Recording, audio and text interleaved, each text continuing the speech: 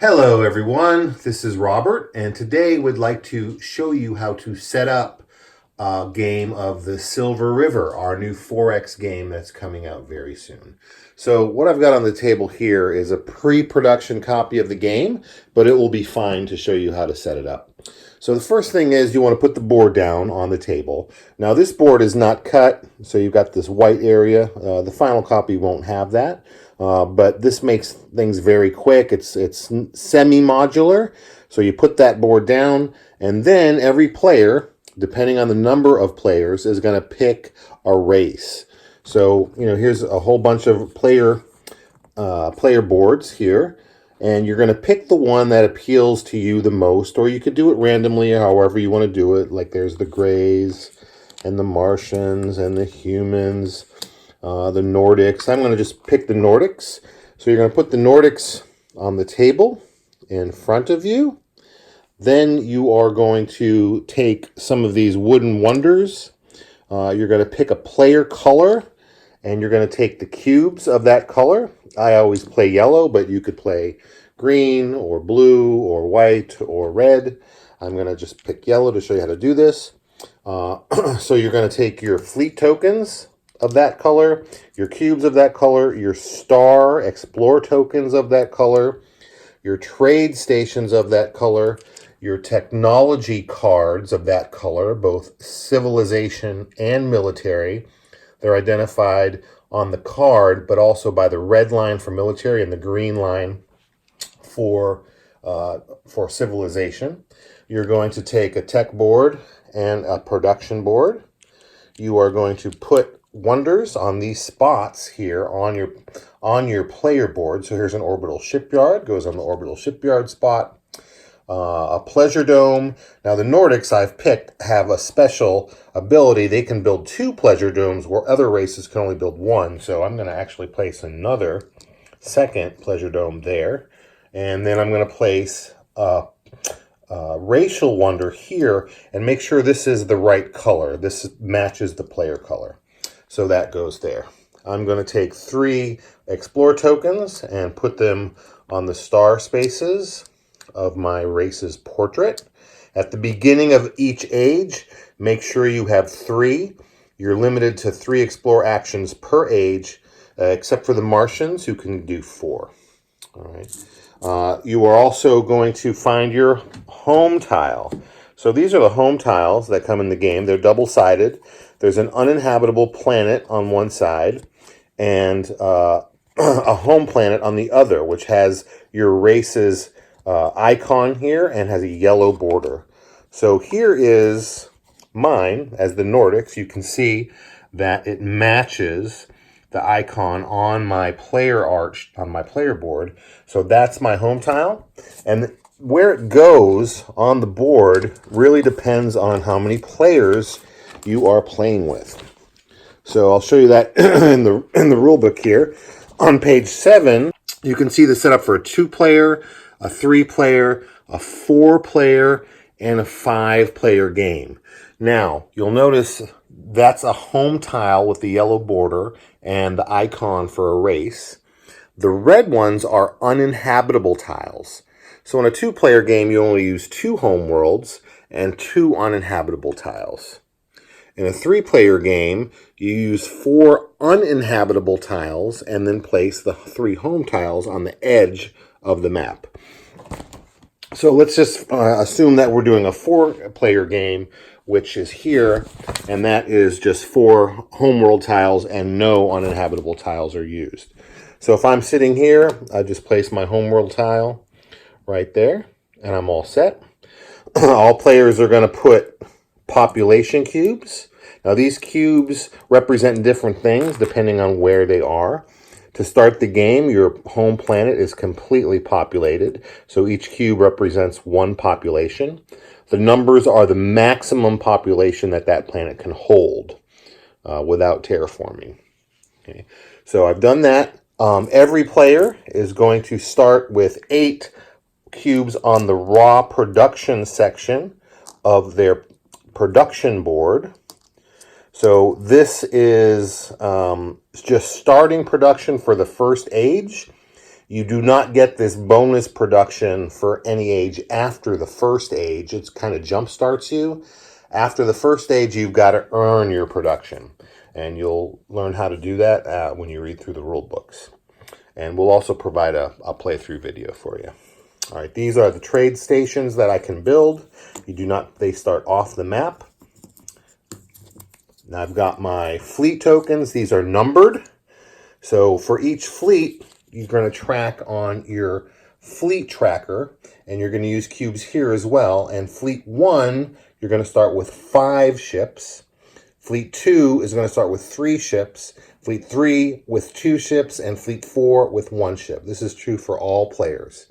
So that's your starting fleets, and the number represents how many ships you have in each fleet, and you can max them out at 10.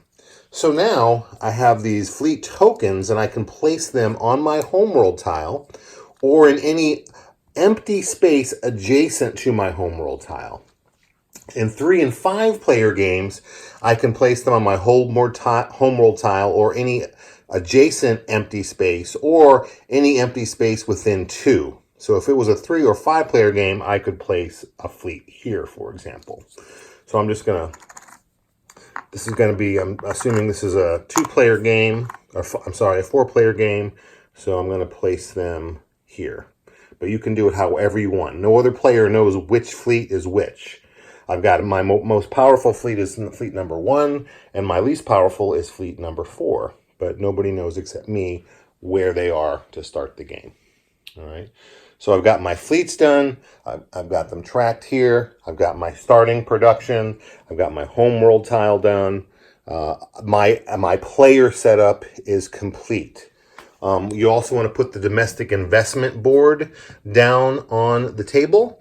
You want to put a cube of every color for each player in the game on the 0 starting spot, and then 4 cubes of each color here. And these, when you start doing domestic investment, you'll add them to a track and they can start moving up. So there's 1 for each track for each player. Then any color cube can be used here to track the ages. You play just 4 ages in the game. You also want to put your miniature monsters out. You want to put your monster deck out. You want to shuffle. There's 5 or 4 different monsters. 5 if you have the Space Dragon. And they're level 1 through 5. So you can see the dots here on the edges tell you what level the monster is. So to start the game, you're going to flip a level 1 monster. And I got Krator, so he goes in the middle here in Sagittarius A, and players will be able to battle him if they wish. Tactics deck, you want to put your tactics deck down, shuffle it. Every player gets 1, so I'm going to take 1 for myself. My Explore deck, you want to shuffle your Explore deck. First, you want to take out all the yellow side quest cards. See, they're easily identifiable. It'll say side quest, then it will be yellow on the top. Separate those and put them on the table. Then your Explore deck, you'll see they're not yellow. They're the standard cards. You want to shuffle the remaining Explore decks, draw 10 of them, and put the 10 on the table. That's where players are going to draw from when they explore. The rest of the Explore cards, just put them off to the side. When you run out of Explore cards, you're going to draw a new 10-card deck from there. The Monster Ability deck, you want to shuffle that and put that on the table. You will draw those on level 2 monsters and higher. It makes them a more powerful. You want to put the title cards on the table.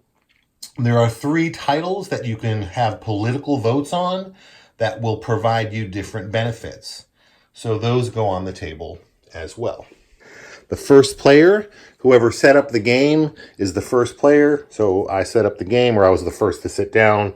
I'll get the first player marker. You can, use any method for first player marker that you wish. You also want to put the dice on the table. You want to put your quest markers on the table, and then your public objectives. You have a deck of 6 public objectives. You want to draw 3 randomly and flip them over on the table. And these are the objectives that all players have access to complete. If they complete them, you mark it with a cube and you'll get that many victory points. In this case, War Hero would give me 4 victory points if I completed that objective. I also want to make sure each player has a player screen. The player screen is used to cover up their production board when they're allocating production. And they have different art. Each one has different art. Doesn't matter. Just take any one. And then personal objectives. Every player has a deck of 10 personal objectives. Also, the flag has the player color. So each player is going to pick 5 of these. There's political, there's civilization, there's military, there's technology, and there's exploration objectives. So based on the kind of 4X game you want to play, you're going to pick objectives that fit that goal that you have on what you want to do in this particular session. So each player is going to draw 5 of those and leave those secret and put the others in the box. And that is about it. That's how you set up the Silver River. So every player is going to, go through the setup for their own race, close to wherever their home tile is. And then all the common components go on the table and you're ready to play. And I hope you are as excited as we are to play the game. And starting on page 6 of the rule book, the setup is all detailed out. I'm sorry, it starts on page 4. So on page 4, the setup is all detailed out for you, so you could just follow that to do it as well. All right, thanks for watching.